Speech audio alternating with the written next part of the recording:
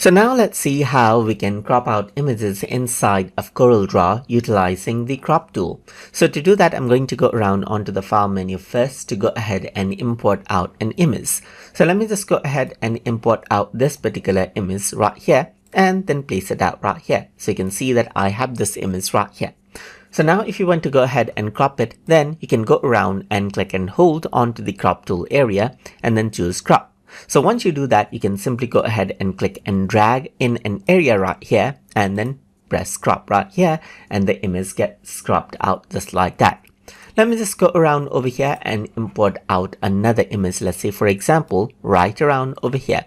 And now I'm going to go around onto the crop tool and let's just go around onto this particular image right here and choose crop. So once you do that, you can see that only this image gets affected. Let me just go around over here and do that. And now you can see that the image actually disappeared.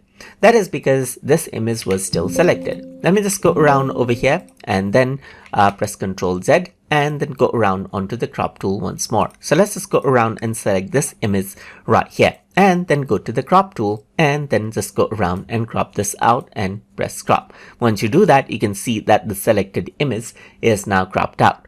And that is how you can go ahead and crop out selected images using crop tool inside of Corel Draw. So hope you guys learned something as always. And as always, please like, comment, share, and subscribe.